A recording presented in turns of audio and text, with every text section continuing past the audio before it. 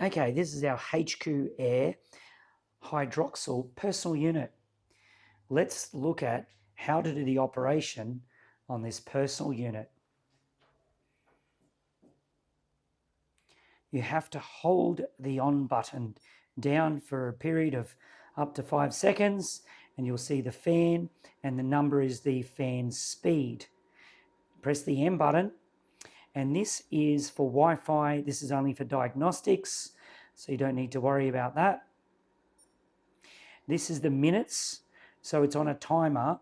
So if we go the down arrow, you can see that the minutes can go down, so you can set the timer. So what we'll do is we'll go the up arrow. You can set it from 60 minutes to 240. Then if you go up there, then it's set on off. So this can run all day and all night if it's on the off setting.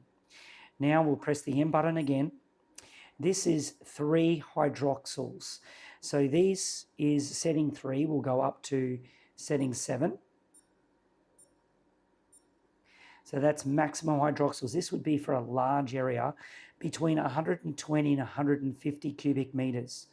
So if you're down on, in a, say, a normal sized bedroom, you might have it on setting 2 or 3.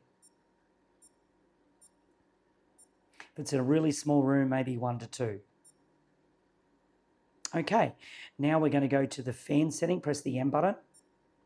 Now we've got setting 5, and you'll see the fan come here on the screen. You'll set on setting 5.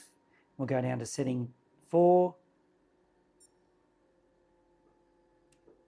2,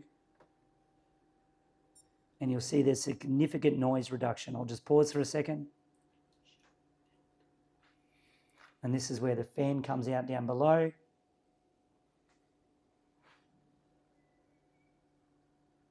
Okay, now to switch the unit off, we have to hold the on button.